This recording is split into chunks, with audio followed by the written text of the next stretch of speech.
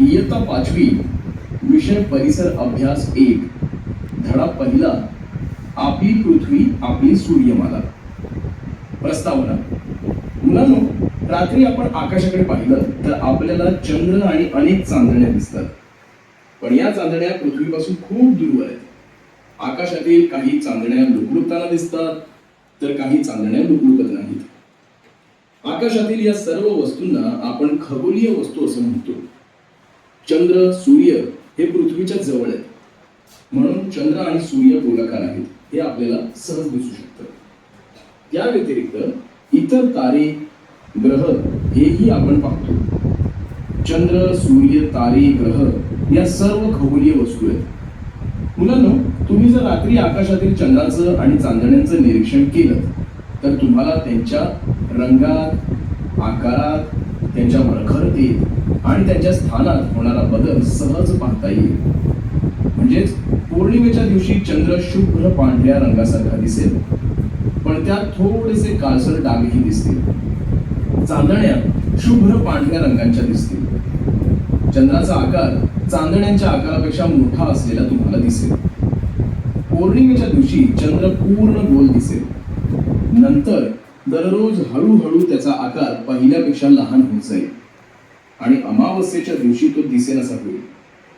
मुलांनो, चंद्राचा प्रकाश हा एकसारखा स्थिर असतो. या उलट काही चांदण्या लुकलुकतात तर काही चांदण्या लुकलुकत नाहीत. हे जे काही मी सांगितले त्याचा तुम्ही स्वतः अनुभव घ्या. तारे. मुलांनो, आकाशाचं निरीक्षण करताना ज्या चांदण्या लुकलुकताना दिसतात त्यांना तारे असं म्हणतात. ताऱ्यांचा प्रकाश कमी जास्त होत असतो आणि ते स्वयंप्रकाशित असतात.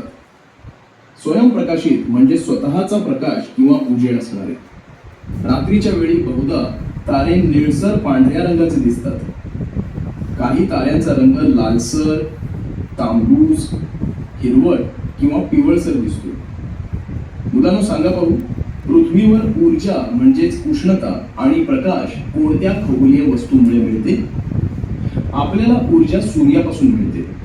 सूर्य हा एक तारा आहे. सूर्य हा पृथ्वीच्या सर्वात जवळचा तारा. इतर ताऱ्यांच्या मानाने सूर्य आपल्यापासून जवळ आहे, म्हणूनच तो आपल्याला मोठा आणि तेजस्वी दिसतो. सूर्याभोवती ग्रह, उपग्रह फिरतात. आपल्या पृथ्वीवरील सजीवास जीवनावश्यक ऊर्जा सूर्यापासून मिळते. सूर्याच्या प्रखर प्रकाशामुळे आपल्याला दिवसा चांदण्या दिसत नाहीत. ग्रह. मुलांनो, ग्रहांचे सूर्यमालेतील स्थान अत्यंत महत्वाचे आहे. ज्या चांदण्या लुकलुकत नाहीत त्यांना ग्रह म्हणतात. ग्रहांना स्वतःचा प्रकाश नसतो. ग्रहांना तारे प्रकाश देतात. प्रत्येक ग्रह हा स्वतः भोवती फिरता फिरता सूर्याभोवती लंब वर्तुळाकार कक्षेत फिरतो. त्यामुळे ग्रहाच्या एका प्रदक्षिणेत त्याचे सूर्यापासूनचे अंतर बदलत राहते. मुलांनो, आपण ग्रह आणि तारे म्हणजे काय ते समजून घेतले, तर आता आपण या दोघांतील फरक समजून घेऊ.